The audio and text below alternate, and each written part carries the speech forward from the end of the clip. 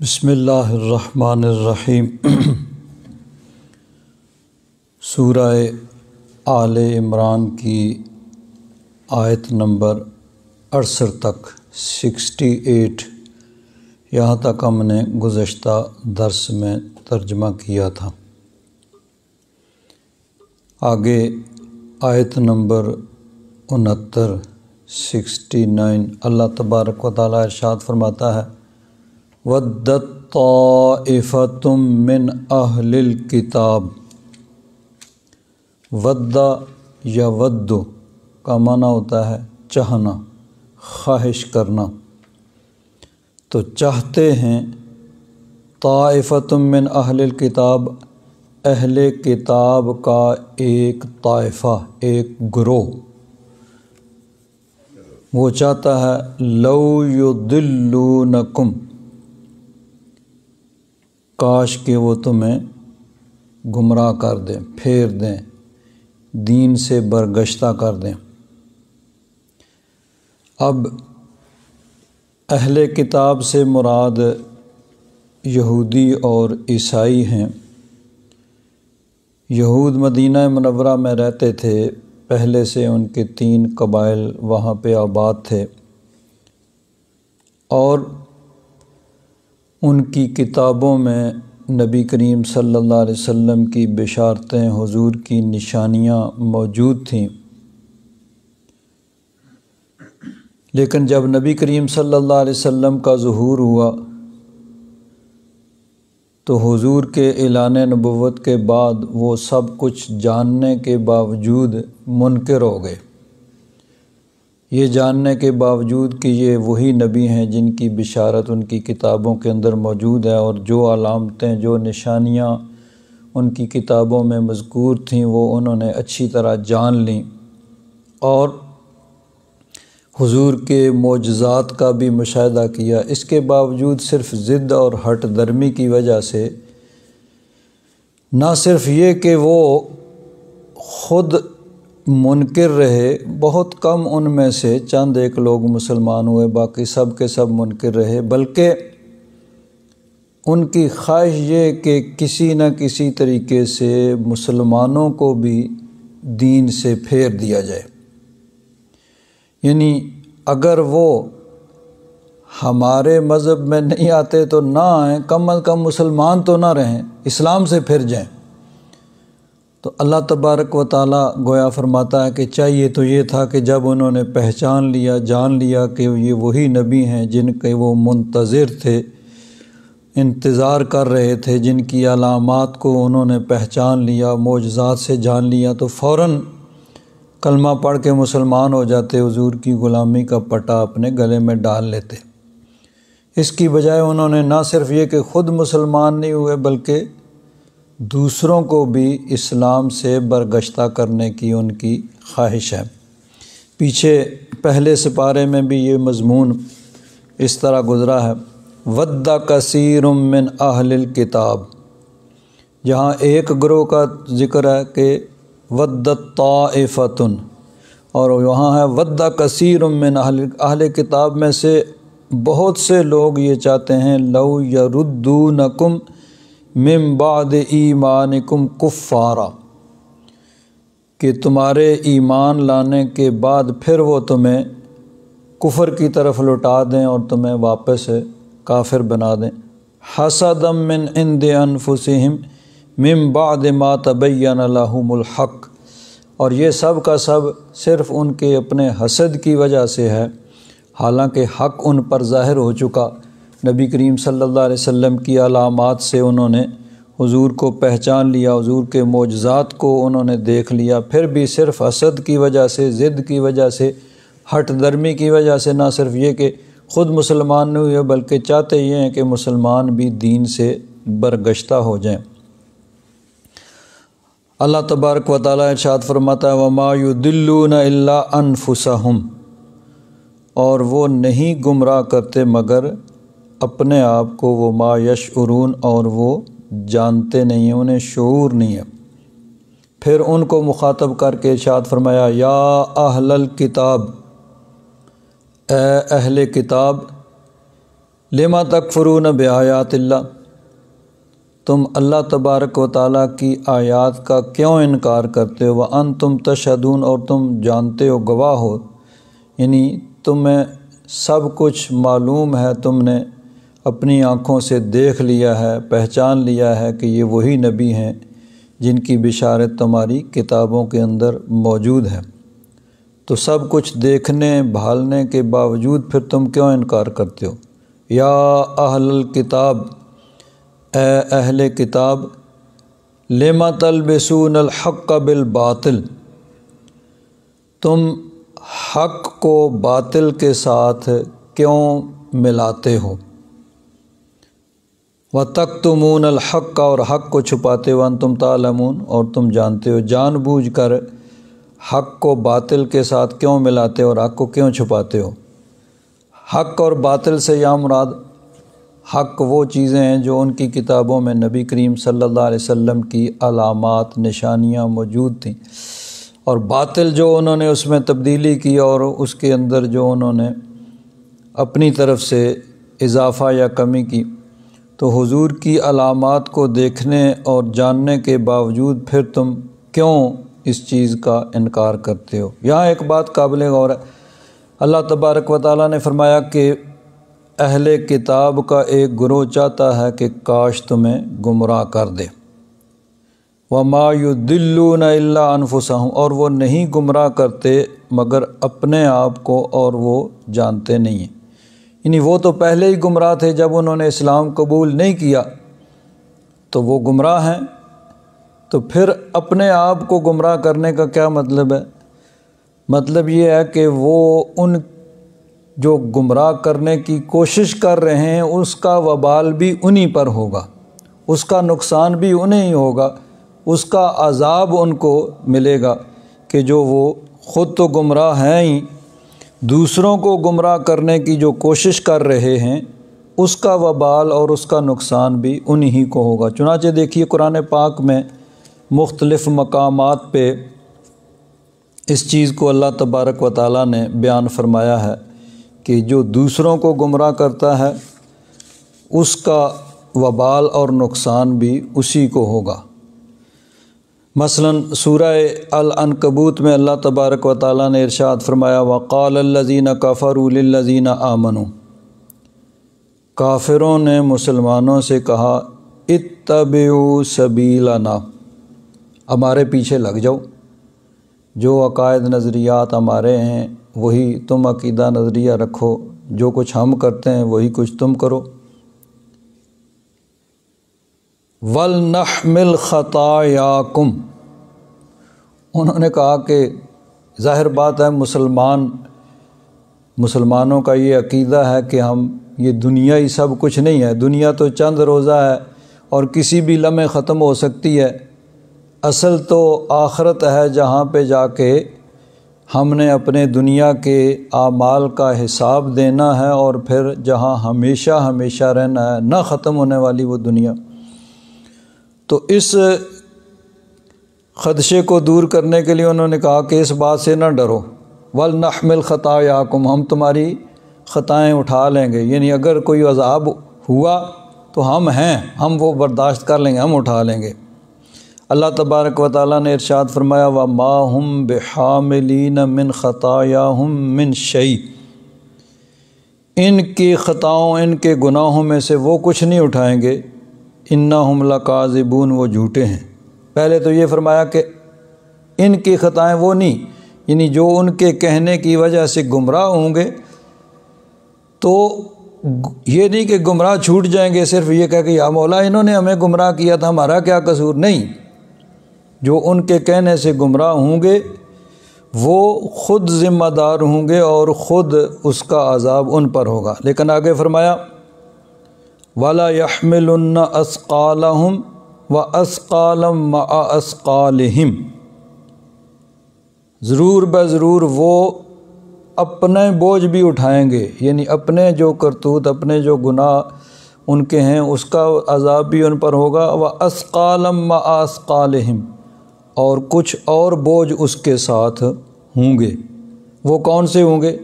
جو انہوں نے دوسروں کو گمراہ کیا ہوگا۔ اب پھر سوال پیدا ہوتا ہے کہ جب قرآن پاک میں بار بار اللہ تبارک و تعالیٰ نے فرمایا کہ کوئی کسی دوسرے کا بوجھ نہیں اٹھائے گا، سب نے اپنا اپنا بوجھ اٹھانا ہے، قرآن پاک میں کئی مقامات پہ اللہ تبارک و تعالیٰ نے اس مضمون کو بیان فرمایا کہ ہر کسی نے اپنا اپنا بوجھ اٹھانا ہے۔ وَلَا تَزِرُ وَازِرَةٌ وِزْرَ أُخْرَى، کوئی بوجھ اٹھانے والا کسی دوسرے کا بوجھ نہیں اٹھائے گا، یعنی کسی دوسرے کا گناہ، اس کا عذاب کسی دوسرے کو نہیں ہوگا۔ وَإِن تَدْعُ مُثْقَلَةٌ إِلَىٰ حِمْلِهَا لَا يُحْمَلْ مِنْهُ شَيْءٌ وَلَوْ كَانَ ذَا قُرْبَىٰ، اور اگر کوئی بوجھ اٹھانے والا یعنی جو دبا جا رہا ہے بوجھ کے نیچے یا اپنے اپنے گناہوں کے نیچے، تو اس کے اٹھانے کی طرف کسی کو بلائے گا تو اس سے کچھ نہیں اٹھایا جائے گا، اگرچہ وہ قریب کا بھی ہو تو وہ نہ اٹھائے گا نہ اٹھا سکے گا، وہاں سب کو اپنی اپنی ہوگی۔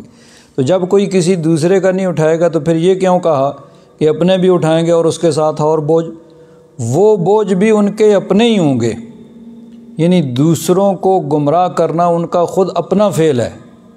جس طرح انسان کوئی اور گناہ کرتا ہے، چوری کرتا ہے، ڈاکہ مارتا ہے، شراب پیتا ہے، جوا کھیلتا ہے، حرام کھاتا ہے،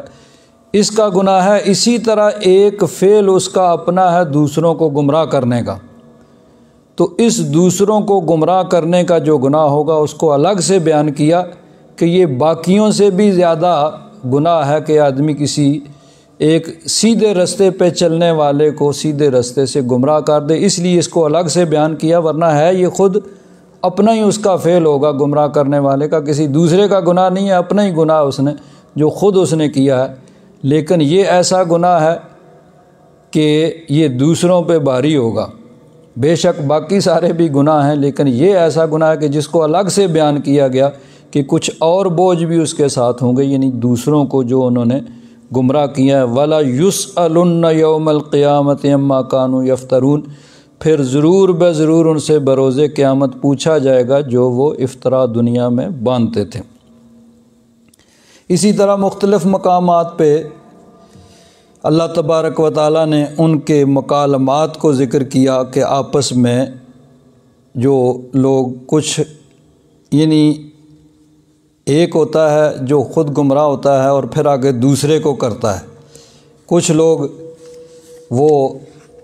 لیڈر ہوتے ہیں جو آگے ہوتے ہیں، کچھ ان کے فالوورز ہوتے ہیں جو ان کی پیروی کرتے ہیں، ان کی بات مان کے گمراہ ہوتے ہیں۔ تو ان کے آپس میں جو مکالمات مختلف مواقع پہ بروز قیامت ہوں گے، قرآن پاک میں اللہ تبارک و تعالیٰ نے اس کو ذکر کیا۔ سورہ الاعراف میں فرمایا فَمَنْ أَظْلَمُ مِمَّنِ افْتَرَىٰ عَلَى اللَّهِ كَذِبًا أَوْ كَذَّبَ بِآيَاتِهِ، اس سے بڑا ظالم کون جس نے اللہ پر جھوٹ باندھا یا اس کی آیات کو جھٹلایا۔ أُولَٰئِكَ يَنَالُهُمْ نَصِيبُهُم مِّنَ الْكِتَابِ، لکھا ہوا جو ان کا حصہ ہے وہ ان کو پہنچے گا۔ حَتَّىٰ إِذَا جَاءَتْهُمْ رُسُلُنَا، پہلے تو ان کی یعنی وہ موت کا تذکرہ، اس کا یعنی ذکر کیا کہ موت کے وقت کیا عالم ہوگا۔ حَتَّىٰ إِذَا جَاءَتْهُمْ رُسُلُنَا يَتَوَفَّوْنَهُمْ، جب فرشتے آئیں گے ان کی جان نکالنے کے لیے، قَالُوا أَيْنَ مَا كُنتُمْ تَدْعُونَ مِن دُونِ اللَّهِ، کہیں گے وہ کہاں ہیں جن کو تم اللہ کو چھوڑ کر جن کی پوجا و پرستش کرتے تھے، جن کو پکارتے تھے، وہ کہاں ہیں؟ قَالُوا ضَلُّوا عَنَّا، کہیں گے اب وہ تو ہم سے گم ہو گئے، اب تو وہ کہیں نظر نہیں آتے۔ وَشَهِدُوا عَلَىٰ أَنفُسِهِمْ أَنَّهُمْ كَانُوا كَافِرِينَ، اس وقت وہ اپنے آپ پر گواہی دیں گے، مان جائیں گے، تسلیم کر جائیں گے کہ وہ کافر تھے۔ قَالَ ادْخُلُوا فِي أُمَمٍ قَدْ خَلَتْ مِن قَبْلِكُم مِّنَ الْجِنِّ وَالْإِنسِ فِي النَّارِ، اب آگے اس وقت کا تذکرہ ہے کہ پھر ان سے کہا جائے گا فی امم قد خلت من قبلکم من الجن والانس فی النار، تم سے پہلے بھی بہت سے جنوں اور انسانوں کے گروہ جو ہیں وہ جہنم کے اندر ہیں، تم بھی ان کے ساتھ شامل ہو جاؤ، وہیں چلے جاؤ۔ کلما دخلت امت لعنت اختہا، جب بھی کوئی گروہ کوئی جماعت جہنم میں جائے گی نا تو اپنے جیسوں پہ وہ لعنت کرے گی کہ کہ ان کی وجہ سے ہم گمراہ ہوئے، انہوں نے ہمیں گمراہ کیا۔ اختن کا معنی ہوتا ہے بہن، یعنی یہاں مراد اپنے جیسی دوسری جماعت پہ وہ لعنت کرے گی، کہے کہ انہوں نے گمراہ کیا۔ حتی اذا ادارکوا فیہا جمیعا، جب سب کے سب جہنم میں اکٹھے ہو جائیں گے، قالت اخراہم لأولاہم، تو اب بعد والے پہلوں سے کہیں گے، پہلے وہ مراد لیڈر جو خود بھی گمراہ تھے اور دوسروں کو بھی گمراہ کرتے تھے، اور بعد والوں سے مراد جو ان کی بات مان کے گمراہ ہو گئے، جیسے انہوں نے کہا ویسے ہی انہوں نے کیا۔ تو بعد والے پہلوں سے کہیں گے، یعنی ان کے بارے میں کہیں گے، عرض کریں گے رب ذوالجلال سے، ربنا ہؤلاء اضلونا، یا رب ذوالجلال یہ ہیں جنہوں نے ہمیں گمراہ کیا، انہوں نے مختلف طریقوں سے ہمیں گمراہ کیا، برگشتہ کیا، سیدھی راہ سے پھیر دیا۔ فآتہم عذابا ضعفا من النار، تو اب انہیں دگنا عذاب دے، ان کو زیادہ عذاب ہونا چاہیے کہ یہ گمراہ کنندہ ہیں، گمراہ کرنے والے ہیں۔ قال، اللہ تبارک و تعالیٰ کی طرف سے ارشاد ہوگا، لِكُلٍّ ضِعْفٌ وَلَٰكِن لَّا تَعْلَمُونَ، سب کوئی ٹھیک ٹھاک عذاب ہوگا، لیکن تمہیں پتہ نہیں ہے کہ انہوں نے گمراہ کیا، تم ہوئے، تم نے ان کی بات مانی کیوں؟ یہ نہیں کہ صرف اتنی بات کر کے اب تمہاری جان چھوٹ جائے گی، سب کو اپنے اپنے کیے کا جو ہے وہ عذاب بھگتنا پڑے گا، ان کو اس کی وجہ سے ان کا اپنا، اور جو گمراہ دوسروں کو کیا وہ بھی اپنا فعل ہے، اس کا بھی ان کو عذاب ہوگا۔ اب آگے سے وہ جواب دیں گے، وقالت اولاہم لاخراہم، پہلے والے بعد والوں سے کہیں گے، یعنی وہ لیڈر، وہ اپنے فالوور سے، اپنی اتباع کرنے والوں سے کہیں گے، فما کان لکم علینا من فضل، تمہیں ہم پر کوئی برتری تو حاصل نہیں ہے نا، فذوقوا العذاب بما کنتم تکسبون، جو کچھ کرتے تھے اس کا مزہ چکھو، جو کچھ دنیا میں کیا، اب سب نے اپنا اپنا جو کچھ اس نے دنیا میں کیا ہے، اس کا جو کیا ہے وہ اس کو بھرنا ہے۔ تو اللہ تبارک و تعالیٰ نے فرمایا کہ وَمَا يُضِلُّونَ إِلَّا أَنفُسَهُمْ، کہ ان کا جو کچھ کیا ہے اس کا وبال انہی پہ ہوگا، یعنی وہ اپنا ہی نامہ اعمال اور سیاہ کر رہے ہیں، اپنے لیے عذاب اور بڑھا رہے ہیں، دوسروں کو گمراہ کر کے وہ اپنے لیے عذاب زیادہ کر رہے ہیں۔ اسی لیے اسی طرح دیکھیے قرآن پاک میں اور مقامات پہ بھی ان کے مکالمات، یعنی جو لوگ گمراہ ہوئے اور انہوں نے دوسروں کو گمراہ کیا، سورہ الصافات میں ہے، وَأَقْبَلَ بَعْضُهُمْ عَلَى بَعْضٍ يَتَسَاءَلُونَ، پیچھے سے اگر تھوڑا سا 2 تو 3 آیتیں پیچھے جائیں تو ارشاد فرمایا کہ بروز قیامت جب وہ عذاب کو دیکھیں گے تو کہیں گے، قالوا یا ویلنا ھذا یوم الدین، ہائے، وہ کہیں گے ہائے ہماری خرابی، یہ تو قیامت کا دن ہے، ھذا یوم الفصل الذی کنتم بہ تکذبون، اللہ تعالیٰ کی طرف سے حکم ہوگا کہ یہ فیصلے کا دن ہے جس کو تم جھٹلاتے تھے، کہ کہتے تھے کہ کوئی بس زندگی سب کچھ ہے، دنیا ہی سب کچھ ہے، ختم ہو گئی تو سب معاملہ ختم، کوئی قیامت نہیں ہے، کوئی حساب نہیں ہے، کچھ نہیں ہے، یہ وہ دن ہے جس کو تم دنیا میں جھٹلاتے تھے۔ پھر حکم ہوگا احشر الذین ظلموا وازواجہم، ظالموں کو، کافروں کو لے چلو، وازواجہم، ان کے جوڑے، یہاں سے جوڑے سے مراد وہ لوگ ہوں گے جن کو انہوں نے گمراہ کیا تھا، اور دوسرے وہ لوگ جن کی، یعنی ان کے پیچھے لگ کے جو گمراہ ہوئے تھے۔ وما کانوا یعبدون من دون اللہ، اور ساتھ ساتھ وہ معبودان باطلہ، وہ باطل معبود جن کی وہ دنیا میں اللہ تبارک و تعالیٰ کو چھوڑ کر پوجا کیا کرتے تھے، سب کو اکٹھا کرو، فاہدوہم الی صراط الجحیم، اور ان کو جہنم کے راستے پہ ڈال دو، لے جاؤ ادھر۔ پھر حکم ہوگا واقفوہم، ان کو ذرا روکو، ٹھہراؤ۔ پہلے تو حکم ہوگا کہ لے جاؤ، اخشروا، ان کو لے جاؤ سب کو اکٹھے کر کے۔ پھر جب وہ چلیں گے تو پھر حکم ہوگا واقفوہم، ان کو روکو ذرا، انہم مسئولون، ان سے کچھ پوچھا جائے گا۔ کیا پوچھا جائے گا؟ پوچھا جائے گا ما لکم لا تناصرون، کیا بات ہے آج ایک دوسرے کی مدد نہیں کر رہے؟ دنیا میں تو بڑے کہتے تھے کہ ہم اٹھا لیں گے، یہ کر لیں گے، وہ کر لیں گے۔ بل ہم الیوم مستسلمون،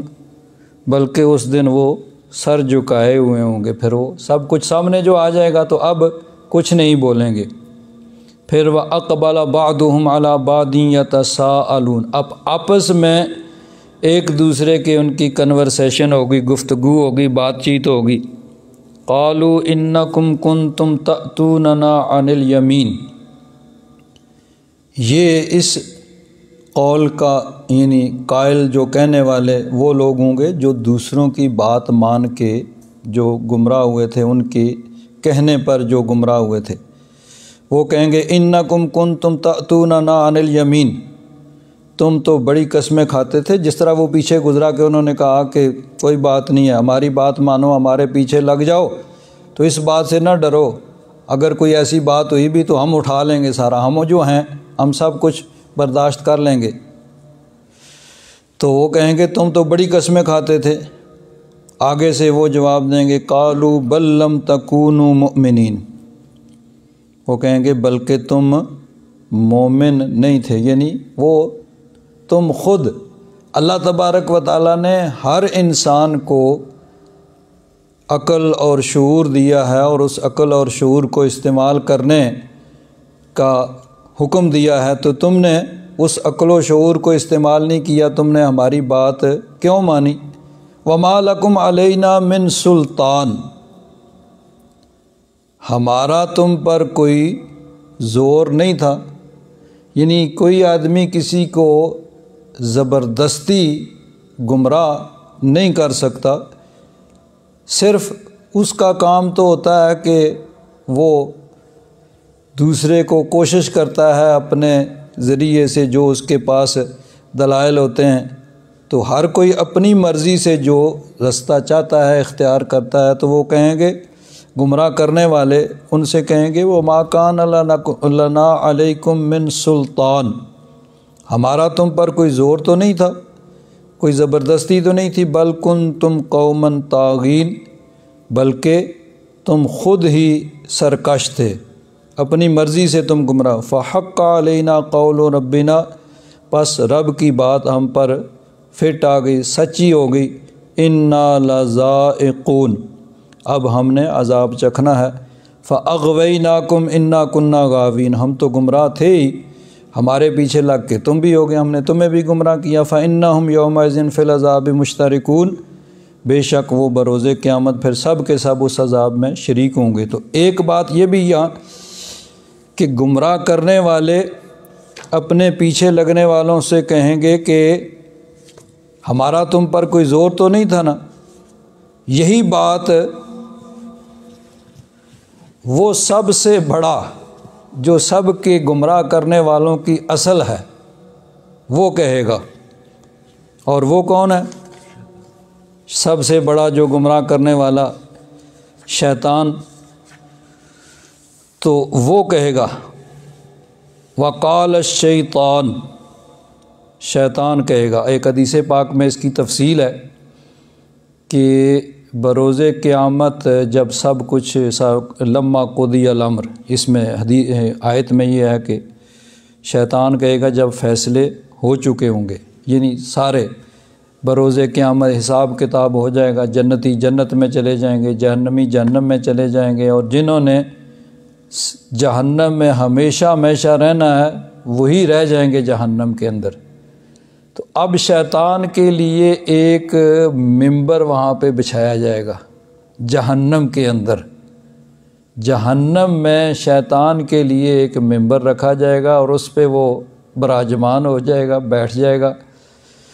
گردا گرد سارے لوگ ہوں گے جو اس کے پیچھے لگ کے کافر ہوئے، ظاہر بات ہے کہ اب صرف وہی کافر لوگ ہوں گے جو ہمیشہ ہمیشہ جنہوں نے جہنم میں رہنا ہے۔ تو اب ان کی آپس میں پھر گفتگو ہوگی، تو شیطان کہے گا، یعنی وہ جب شیطان کو کہیں گے کہ تو نے ہی ہمیں گمراہ کیا، تیری وجہ سے ہم جہنم میں آئے اور اب ہمیشہ ہمیشہ جہنم میں رہنا ہے، تو شیطان کہے گا ان اللہ وعدکم وعد الحق، اللہ تبارک و تعالیٰ نے تم سے سچا وعدہ کیا تھا، یعنی اللہ تبارک و تعالیٰ نے فرمایا کہ سیدھی رستے پہ چلو، ایمان لاؤ، نیک عمل کرو، جنت ملے گی۔ تو اللہ تبارک و تعالیٰ کا سچا وعدہ تھا، اگر تم اس کو مانتے تو اللہ تبارک و تعالیٰ اپنے وعدے کے مطابق تمہیں جنت عطا فرماتا، لیکن وَوَعَدتُکم، میں نے بھی تم سے ایک جھوٹ موٹ وعدہ کیا تھا، فَأَخْلَفْتُکم، اس کی خلاف ورزی کی، یعنی میرا وعدہ تو جھوٹا ہی تھا، یعنی تمہیں بس دنیا کے اندر اس طرح مصروف رکھا، دنیا کی زیب و زینت اور کفر کی طرف تمہیں بلایا۔ اور کیا کہے گا وَمَا كَانَ لِيَ عَلَيْكُمْ مِنْ سُلطان، میرا تم پر کوئی زور نہیں تھا۔ شیطان بھی یہی کہے گا کہ میرے پاس کوئی ایسی قوت نافذہ نہیں تھی، کوئی ایسی پاور نہیں تھی کہ میں زبردستی تمہیں گمراہ کر دیتا۔ قرآن پاک میں دوسری جگہ اللہ تبارک و تعالیٰ نے بھی فرمایا کہ اِنَّهُ لَيْسَ لَهُ سُلْطَانٌ عَلَى الَّذِينَ آمَنُوا وَعَلَىٰ رَبِّهِمْ يَتَوَكَّلُونَ إِنَّمَا سُلْطَانُهُ عَلَى الَّذِينَ يَتَوَلَّوْنَهُ وَالَّذِينَ هُمْ بِهِ مُشْرِكُونَ، کہ شیطان کو گمراہ کرنے کی کوئی طاقت نہیں، اگر طاقت ہوتی تو پھر وہ سب کو گمراہ کر لیتا نا۔ تو ایمان والوں کو اللہ تبارک و تعالیٰ پر بھروسہ کرنے والوں کو وہ گمراہ نہیں کر سکتا، اس کا مطلب ہے کہ اس کے پاس کوئی ایسی پاور نہیں ہے کہ وہ کسی کو زبردستی گمراہ کر سکے۔ ہاں جو اس کے پیچھے لگتے ہیں، سمجھ لو کہ وہ ایسی ان کے پیچھے بس لگ جاتے ہیں۔ تو شیطان کہے گا کہ وَمَا كَانَ لِيَ عَلَيْكُمْ مِنْ سُلطان، میرے پاس کوئی ایسی پاور نہیں تھی، کوئی طاقت نہیں تھی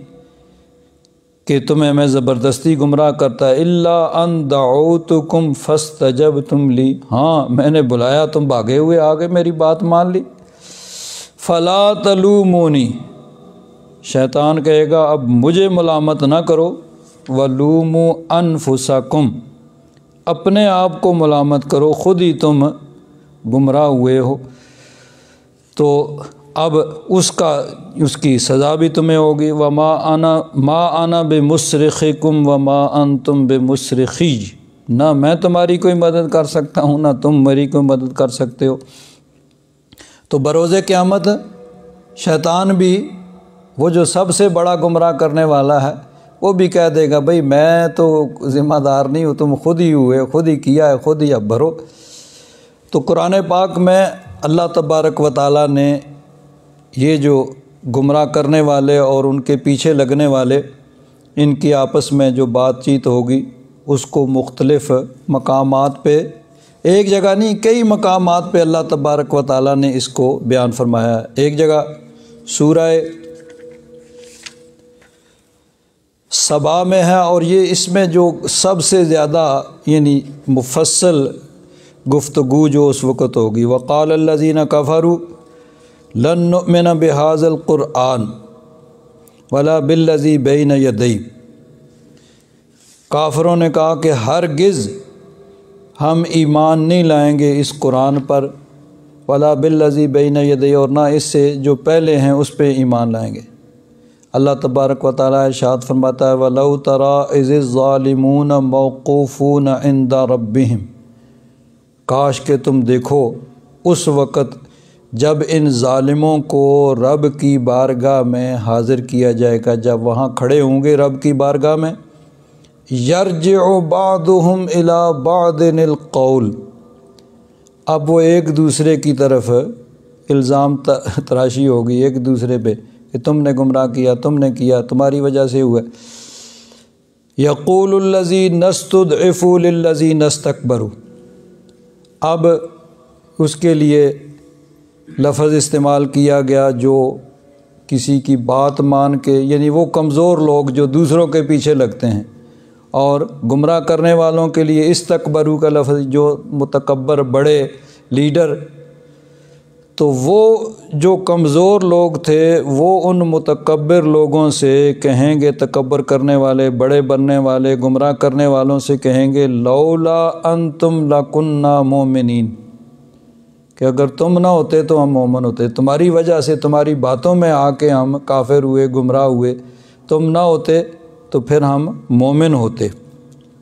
تو وہ آگے سے جواب دیں گے قال الذین استکبروا للذین استضعفوا، وہ متکبر لوگ وہ ان کمزوروں سے کہیں گے انحن صددناکم عن الہدی، کیا ہم نے تمہیں ہدایت سے روکا، بعد اذ جاءکم، بعد اس کے کہ وہ ہدایت تمہارے پاس آئی، بل کنتم مجرمین، بلکہ تم خود ہی مجرم تھے کہ تم نے خود اپنے عقل و شعور کو استعمال نہیں کیا اور حق واضح ہونے کے بعد اس کو نہیں مانا۔ پھر آگے سے وہ کہیں گے وقال الذین استضعفوا للذین استکبروا، وہ کمزور لوگ ان بڑوں سے، لیڈروں سے کہیں گے بل مکر اللیل والنہار اذ تأمروننا ان نکفر باللہ، وہ دن رات جو تم مکر کرتے تھے اور ہمیں کہتے تھے کہ ہم اللہ تبارک و تعالیٰ کا انکار کر دیں، وَنَجْعَلَ لَهُ أَنْدَادًا، اور اس کے مقابلے میں اور خدا ان کی پوجا و پرستش کریں، وَأَسَرُّ النَّدَامَةَ لَمَّا رَأَوُا الْعَذَابَ، جب عذاب دیکھیں گے تو پھر ندامت کو چھپانے کی کوشش کریں گے، یعنی اس وقت آپس میں ایک دوسرے کی طرف وہ پھینکیں گے کہ تم نے کیا، تمہاری وجہ سے ہوئے، اور تم نہ ہوتے تو یہ ہو جاتا، ہم مومن ہوتے۔ تو اللہ تبارک و تعالیٰ نے یہاں پہ اس چیز کا تذکرہ فرمایا کہ دنیا میں وہ کیا چاہتے ہیں کہ خود بھی گمراہ ہیں اور دوسروں کو بھی گمراہ کریں، لیکن اس گمراہ کرنے کا، یعنی دوسروں کو جو گمراہ کر رہے ہیں اپنا ہی نامہ اعمال اور تاریک کر رہے ہیں، اپنی قبر کو تاریک کر رہے ہیں، اپنی آخرت کو مزید وہ خراب کر رہے ہیں۔ وما یضلون الا انفسہم، وہ اپنے آپ کو ہی گمراہ کر رہے ہیں، وما یشعرون، لیکن جانتے نہیں۔ اور اس سے آگے پھر وقالت طائفۃ، یہاں ایک اور بڑی گہری سازش کا ذکر ہے کہ جو اہل کتاب یعنی یہودیوں نے تیار کی تھی، اللہ تبارک و تعالیٰ نے اس سے مسلمانوں کو باخبر کیا، اور وہ کیا ہے، انہوں نے آپس میں مشورہ کیا، کیونکہ ان کا تو کام ہی دن بھر یہی سوچنا تھا کہ ہم کس طرح ان لوگوں کو اسلام سے پھیریں، یہ نہیں کہ یہ ہمارے مذہب میں آ جائیں، ہمارے مذہب میں چاہے نہ بھی آئیں، صرف یہ ہے کہ اسلام سے پھر جائیں، مسلمان نہ رہیں۔ تو اس کے لیے ہر وقت سوچتے رہنا اور مختلف ترکیبیں اختیار کرنا، اور یہ میں اکثر کہا کرتا ہوں کہ ہر آدمی وہ چاہے کسی بھی اپنی فیلڈ میں وہ ماسٹر ہوگا، کوئی بہت بڑا بزنس مین ہے، کوئی پالیٹیشین ہے، کوئی سائنسدان ہے، کوئی ڈاکٹر ہے، کچھ بھی ہے، وہ اپنی فیلڈ میں بہت زیادہ ماہر ہوگا، سب کچھ جانتا ہوگا، لیکن مذہبی معاملات میں جب اس کی فیلڈ نہیں ہے تو وہ ایک عام آدمی ہے۔ تو جب وہ کسی ایسے آدمی کی بات سنے گا جس کا یہ فیلڈ ہے اور جس کا کام ہی صبح سے شام تک یہ سوچنا ہے کہ میں نے کیسے دوسرے کو اپنی بات کنوے کرنی ہے، پہنچانی ہے، اور کیسے اس کو متاثر کرنا ہے، تو ظاہر بات ہے کہ پھر اس کا مقابلہ اس سے نہیں ہو سکے گا۔ اپنی فیلڈ میں تو وہ ٹھیک ہے جو کچھ بھی ہے، لیکن اس معاملے عام طور پر لوگ کہتے ہیں میں نے فلاں کی بات سنی جی، مجھے تو اس میں کوئی ایسی بات نہیں ملی، بات مجھے اس کی درست معلوم ہوئی۔ بھائی درست معلوم اس لیے ہوئی کہ اس کا کام ہے صبح سے شام تک سوچنا کہ میں نے کیسے دوسرے تک اپنی بات پہنچانی ہے۔ اب وہ آپ کسی کی بھی بات سن لیں، کسی مذہب کا ہو، کسی خیال کا ہو، جب عام آدمی اس کی بات سنے گا تو اس کو بالکل درست معلوم ہوگی، کیونکہ اس نے پرفیکٹ طریقے سے اپنی بات پہنچائی ہوگی، وہ جانتا ہے کہ میں نے کس آدمی کو کس طریقے سے متاثر کرنا ہے۔ سب کے لیے ایک فارمولہ بھی نہیں ہوتا ہے، سب کے لیے پڑھے لکھوں کے لیے اور طریقہ ہوتا ہے، ان پڑھوں کے لیے اور طریقہ ہوتا ہے، سائنسدانوں کو اور طریقے سے سمجھایا جاتا ہے، بزنس مینوں کو اور طریقے سے سمجھایا جاتا ہے، کھلاڑیوں کو اور طریقے سے سمجھایا جاتا ہے۔ تو سب کے لیے الگ الگ آدمی کے پاس فارمولے ہوتے ہیں، کیونکہ اس کی فیلڈ ہے اور اس کا کام ہی یہی ہے صبح سے شام تک سوچنا کہ میں نے کیسے دوسرے کو متاثر کرنا۔ تو اب انہوں نے بھی چونکہ سوچتے رہتے تھے تو ایک بہت گہری سازش تیار کی، اور وہ کیا تھی؟ انہوں نے کہا بھئی کچھ آدمی تیار کرو جو جائیں مسلمانوں کے پاس، نبی کریم صلی اللہ علیہ وسلم کے پاس، اور جا کے مسلمان ہو جائیں، کلمہ پڑھیں، ہم جی مسلمان ہونا چاہتے ہیں، مسلمان ہو جائیں۔ اب کچھ ٹائم گزرے، یہاں ہے صبح شام ہے کہ صبح کو جا کے مسلمان ہوئیں اور شام کو انکار کر دیں، شام کو کافر ہو جائیں۔ یعنی مسلمان تو اوپر سے صرف دھوکہ دینے کے لیے کلمہ پڑھ لے، مسلمان بڑے خوش ہوں گے کہ یہ بڑے لوگ پڑھے لکھے یہ مسلمان ہو گئے بھائی، اور شام کو پھر انکار کریں کہ جی پھر کیا ہوگا؟ وہ کہیں گے بھئی ہم تو مسلمان ہوئے تھے کہ کوئی اچھی چیز ہوگی، لیکن ہمیں تو یہاں کچھ بھی نہیں نظر ہوا، ہمیں تو یہ خامی نظر آئی۔ تو سب لوگ شک و شبہ میں پڑ جائیں گے، بھئی جب اتنے پڑھے لکھے یہ لوگ یہ آئے اور پھر یہ کہہ رہے ہیں کہ ہمیں کچھ نہیں نظر آیا، ہمیں تو یہاں یہ خامی نظر آئی، تو ظاہر بات ہے کہ پھر جو لوگ پہلے سے مسلمان ہیں وہ بھی شک و شبہ میں پڑ جائیں گے، بھئی جب یہ کہہ رہے ہیں تو صحیح ہے، اور جو لوگ ابھی مسلمان نہیں ہوئے ہونا چاہتے ہیں وہ بھی رک جائیں گے، بھئی اب یہ خود پھر رہے ہیں تو ہمیں جانے کی کیا ضرورت ہے۔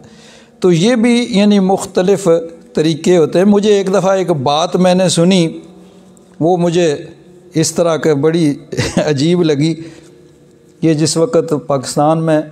لال مسجد کا وہ قضیہ چل رہا تھا، تو وہ تھے جنرل حمید گل، وہ ٹی وی پروگرام پہ آئے، انہوں نے تھوڑی سی بات کی تو بات پوری سمجھ میں آ گئی۔ وہ کہنے لگے کہ یہ جو تھے نا لال مسجد والے، وہ جو تھے وہاں پہ، ان کا باپ تھا، اس کا نام تھا مولوی عبداللہ، تو وہ دوسرے عقیدے کے آدمی تھے۔ تو وہاں ایک پیر صاحب تھے، پیر ان کو دیول شریف والے، وہ بھی بس ویسے ہی دنیا دار آدمی تھے، تو ان کے پاس گئے اور کہنے لگے پیر صاحب میں مسلمان کیا آپ کا مرید ہونا چاہتا ہوں۔ ان کو یہ بھی پتہ بھئی دوسرے عقیدے کے ہیں، وہ بڑے خوش، بھئی اتنا آدمی میرے پاس جو آ گیا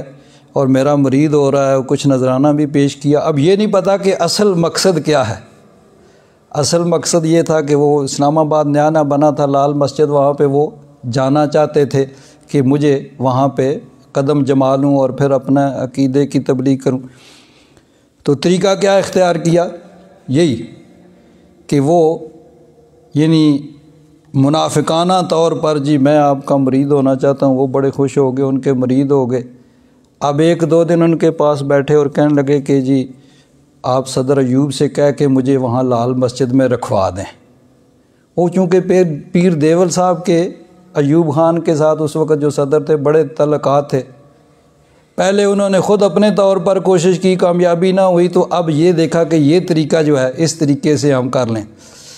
وہ پیر دیول صاحب نے ان کو صدر ایوب سے ملاقات کی اور کہا بھئی یہ میرا مرید ہے، اس کو آپ وہاں رکھوا دیں۔ اب جب انہوں نے رکھوا دیا، وہ سرکاری ملازم، بات پکی ہوگی، اب کون مرید اور کون مانتا، وہ سب ختم، وہ سب ایک یعنی منافقانہ طور پر ان کے پیچھے لگے تھے۔ اور اس کے بعد پھر کیا ہوا، اسلام آباد میں وہ سارا جو کچھ وہاں سے شروع ہوا اور وہ جتنا سب معاملات وہ آگے چلے۔ تو یہ یعنی منافقانہ، سامنے کچھ اور ہوتا ہے، پیچھے کچھ اور ہوتا ہے۔ تو یہ اس بات کو سمجھنا بھی بڑا یعنی ایک باریک بینی کی بات ہوتی ہے کہ کوئی آدمی اگر بات کر رہا ہے تو اس کا کیا مقصد ہے، سامنے کیا کر رہا ہے اور اس کا پیچھے مقصد کیا ہے۔ اور مولانا روم رحمۃ اللہ تعالیٰ علیہ فرماتے ہیں کہ دشمن جو ہے، دشمن اس سے ہوشیار رہو، اگر وہ کبھی تمہیں حلوہ دے مٹھائی سویٹ، تو پھر بھی تم ہوشیار رہو کہ کہیں اس نے اس مٹھائی میں زہر تو نہیں ڈالا ہوا ہے، اور اگر آج نہیں ڈالا ہے تو کل ہے، کل نہیں تو پرسوں ضرور وہ اس میں ڈالے گا اور زہر ڈال کے تمہیں دے گا۔ دشمن جو تمہیں مٹھائی دے رہا ہے وہ کسی مقصد کے لیے دے رہا ہے۔ تو یہی چیز انہوں نے کی کہ ٹھیک ہے بھئی کچھ آدمی تیار کرو اور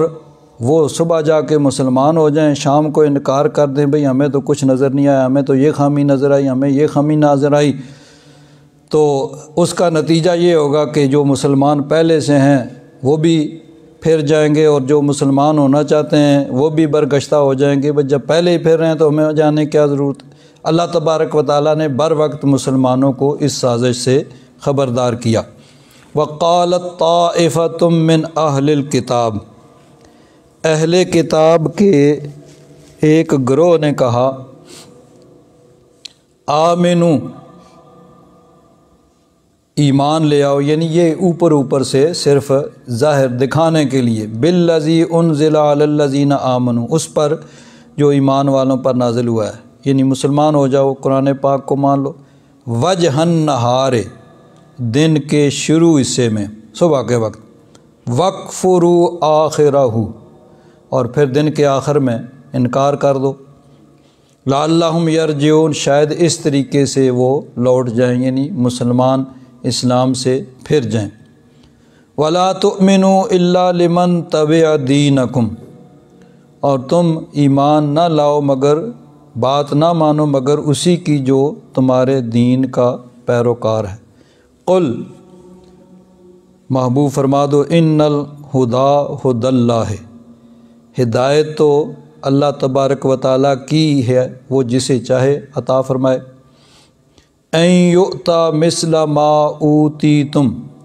اب اس کا تعلق پیچھے والے سے ہے کہ تم صرف اپنوں کی بات مانو اور نہ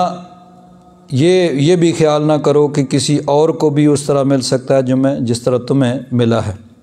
او یحاجوکم عند ربکم، اور نہ یہ خطرہ رکھو کہ وہ بروز قیامت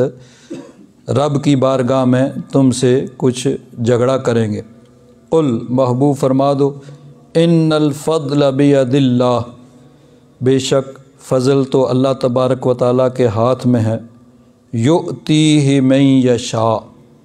وہ جسے چاہتا ہے عطا فرماتا ہے، واللہ واسع علیم، اللہ تبارک و تعالیٰ وسعت والا اور علم والا ہے۔ یختص برحمتہ من یشاء، وہ اپنی رحمت سے خاص فرماتا ہے جسے چاہے، واللہ ذو الفضل العظیم، اللہ تبارک و تعالیٰ بڑے فضل والا ہے۔ اب یہ جو آیات ہیں وَلَا تُؤْمِنُوا سے آخری دو آیتیں، ان کے متعلق مفسرین نے بڑی کوشش کی ہے کہ ان کا کیا مفہوم ہے مختلف طریقوں سے، اور امام قرطبی نے یہ کہا ہے کہ قرآن پاک کی جو مشکل ترین آیات ہیں جن کا معنی سمجھنا بہت مشکل ہے، ان میں سے یہ بھی ہیں۔ حضرت پیر کرم شاہ صاحب رحمۃ اللہ تعالیٰ علیہ ان آیات کی تفسیر میں فرماتے ہیں، پہلے تو اس کا یہ جو کہ انہوں نے ایک سازش تیار کی تھی کہ صبح مسلمان ہو جاؤ پھر انکار کر جاؤ تاکہ اس کی وجہ سے پھر دوسرے لوگ بھی پھریں، تو فرماتے ہیں دلائل کے میدان میں شکست کھانے کے بعد یہود کے مذہبی رؤساء نے لوگوں کو دین حق سے برگشتہ کرنے کے لیے ایک گہری سازش سے کام لینا چاہا۔ انہوں نے سوچا کہ اور کوئی تدبیر کارگر ثابت نہیں ہوتی، اب یوں کریں کہ اپنے چند خاص چیلے مسلمانوں کے پاس بھیجیں جو وہاں جا کر اپنے مسلمان ہونے کا اعلان کر دیں، کچھ وقت گزرنے کے بعد وہ مرتد ہو جائیں اور اس کا خوب چرچا کریں کہ اسلام کے قبول کرنے کے بعد ہمیں اسلام اور پیغمبر اسلام کو قریب سے دیکھنے کا موقع ملا، یہ خامی، یہ کوتاہی، یہ عیب ہمیں نظر آیا، تو ہم اس دین کو ترک کرنے پر مجبور ہو گئے جس کو ہم نے کچھ عرصہ پہلے بڑے شوق اور بڑی محبت سے قبول کیا تھا۔ یعنی یہ ہوگا کہ صبح قبول کرو شام کو، یا ایک دن کرو دوسرے دن، یعنی وجہ النار اور وقفروا آخرہ، یہاں ظاہری معنی یہ کہ صبح ایمان لاؤ اور شام کو، اور یہ معنی بھی ہو سکتا ہے کہ کچھ عرصہ بعد پھر انکار کر دو۔ تو پھر کیا ہوگا؟ اس کا اثر یہ ہوگا کہ وہ لوگ جو آج دھڑا دھڑ اسلام میں داخل ہو رہے ہیں ٹھٹک کر رہ جائیں گے، اور وہ ایک بار پھر یہ سوچنے لگیں گے کہ جس دین کو اس کے ماننے والے ایک ایک کر کے چھوڑ رہے ہیں وہ سچا دین نہیں ہے۔ تو یہود کی یہ بڑی گہری سازش اور خطرناک تھی، اور نفسیاتی طور پر اس کا بڑا اثر اور نتیجہ نکلتا، لیکن اللہ تبارک و تعالیٰ جو سب کچھ جاننے والا ہے اس نے پہلے ہی مسلمانوں کو اس سے ہوشیار اور خبردار کر دیا کہ یہ سازش ہونے والی ہے۔ اب آگے اس کے بارے میں فرماتے ہیں کہ مفسرین کرام نے اس آیت کو مشکل ترین آیت شمار کیا، یعنی جس کا ترجمہ اور تفسیر سب سے مشکل ہے۔ قرآن پاک کی کئی آیات اس طرح ہیں جن میں بڑی مشکل پیش آتی ہے مفسرین کرام کو ان کا مفہوم واضح کرنے میں، تو فرماتے ہیں ان میں سے ایک یہ بھی ہے۔ تو اس میں پھر فرماتے ہیں کہ علامہ قرطبی نے جو اس کا ترجمہ اور جس طرح مفہوم بیان کیا ہے وہ یعنی ولا تؤمنوا سے جو شروع ہوتی ہیں دو آیتیں، قل ان الہدی ھدی اللہ، یہ درمیان میں اس کو علم بلاغت والے کہتے ہیں کہ یہ جملہ معترضہ، یعنی آدمی بات کرتے کرتے درمیان میں کوئی ایسا جملہ بولتا ہے کہ جس کا بظاہر ما قبل اور ما بعد سے، پہلے اور بعد سے تعلق نہیں ہوتا، کسی خاص مقصد کے لیے کوئی ایسا جملہ بولا جاتا ہے تو علم بلاغت والے اس کو جملہ معترضہ کہتے ہیں، یعنی اس کا اس کلام سے تعلق نہیں ہے بلکہ اس پہلے جملے کا بعد والے دو جملوں سے تعلق ہے۔ تو اس کا صحیح مفہوم فرماتے ہیں کہ یہ ہے کہ انہوں نے جو سازش تیار کرنے والے تھے، انہوں نے جن کو تیار کیا تھا، اب اس میں یہ بھی تھا کہ کہیں ایسے نہ ہو کہ جن لوگوں کو ہم یہ سازش کرنے کے لیے بھیج رہے ہیں کہیں وہ خود ہی نہ شکار ہو جائیں، کیونکہ نبی کریم صلی اللہ علیہ وسلم کی بارگاہ تو وہ ہے کہ جہاں حضرت عبداللہ بن سلام آئے تھے بحث کرنے کے لیے، مناظرہ کرنے کے لیے آئے تو تھے کہ مناظرہ کریں گے، لیکن جب نبی کریم صلی اللہ علیہ وسلم کے چہرہ انور کو دیکھا تو دیکھتے ہی کہتے ہیں واللہ ما ھذا وجہ الکاذب، کہ اللہ کی قسم یہ کسی جھوٹے کا چہرہ نہیں ہو سکتا۔ تو یعنی یہ بھی خطرہ تھا کہ جن کو ہم تیار کر کے بھیج رہے ہیں سازش کے لیے کہیں یہ نہ ہو کہ وہ خود ہی ان کے غلام، سچے غلام بن بیٹھیں، اس لیے پہلے سے ان کے ذہن کو اچھی طرح یعنی تیار کیا جا رہا ہے۔ تو یعنی حضرت پیر کرم شاہ صاحب رحمۃ اللہ تعالی علیہ فرماتے ہیں یعنی رؤسائے یہود، ان کے جو سردار تھے، انہوں نے اپنے چیلوں کو جنہیں انہوں نے اس سازش کے لیے تیار کیا تھا، یہ تین باتیں بڑی مہارت سے ذہن نشین ان کی کرائیں۔ کیا؟ پہلی بات تو یہ کہ وَلَا تُؤْمِنُوا إِلَّا لِمَنْ تَبِعَ دِينَكُمْ، کہ تم اپنے دین کے ماننے والوں کے سوا کسی کی بات نہ ماننا، بس یہ سمجھو کہ تم ہی سچے ہو، یہ بات اچھی طرح ذہن نشین کر لو۔ پھر دوسری کیا کہ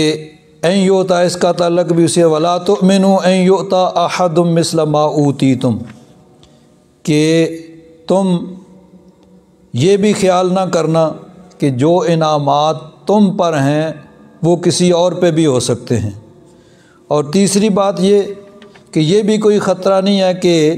قیامت کے دن وہ تم پر حجت لائیں گے اور تم پہ غالب آ جائیں گے، اس کا بھی کسی قسم کا کوئی خطرہ نہیں رکھنا۔ فرماتے ہیں یہ باتیں ان کے ذہن نشین کرنے کے بعد ان کو اس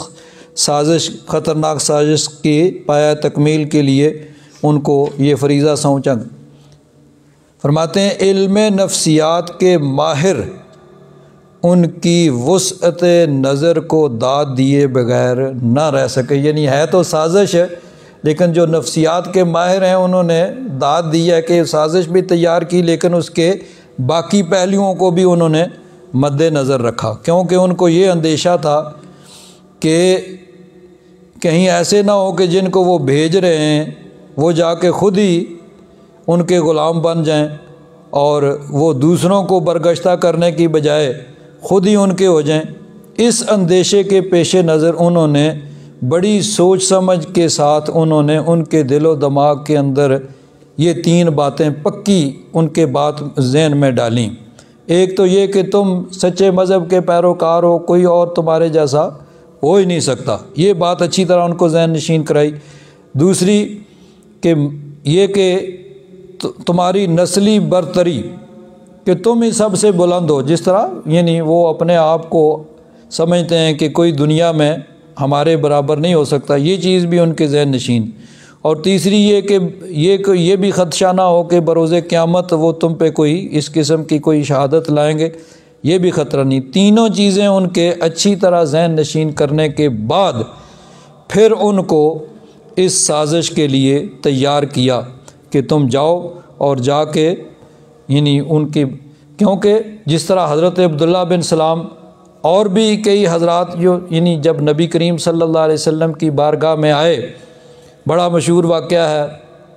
حبیب یمنی کا، جس کو کافروں نے مکہ والوں نے بلایا تھا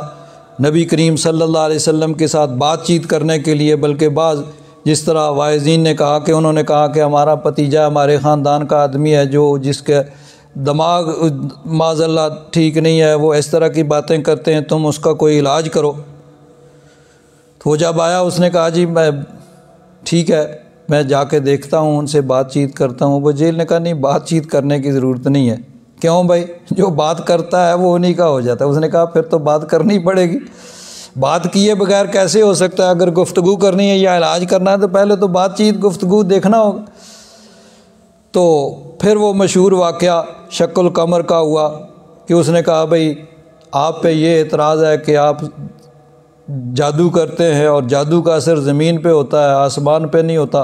حضور نے فرمایا کیا چاہتے ہو؟ اس نے کہا بھئی چاند کو 2 ٹکڑے کر دیں۔ نبی کریم صلی اللہ علیہ وسلم نے چاند کے اشارے سے چاند کو 2 ٹکڑے کیا، بخاری شریف، مسلم شریف، تمام احادیث کی کتابوں میں موجود ہے۔ تو وہ تو مان گیا، جنہوں نے نہیں ماننا تھا وہ پھر وہی رٹ لگاتے رہے، ہم نہ مانیں، یہ بہت بڑا جادو ہے۔ تو جس کو انہوں نے بلایا تھا بات چیت کرنے کے یا علاج کرنے کے لیے، وہ خود درست ہو گیا، جو علاج کرنے کے لیے آیا تھا اس کا اپنا علاج ہو گیا۔ تو اس لیے ان کو جنہوں نے یہ سازش تیار کی تھی اس کی بھی پیش بندی کی کہ کہیں ایسے نہ ہو کہ جن کو ہم دوسروں کو گمراہ کرنے کے لیے بھیج رہے ہیں وہ خود ہی ان کے ہو جائیں اور ان کے ہی مطلب ہو کے رہ جائیں۔ اس لیے پہلے سے ان کو یہ چیزیں ان کے ذہن نشین کیں کہ تم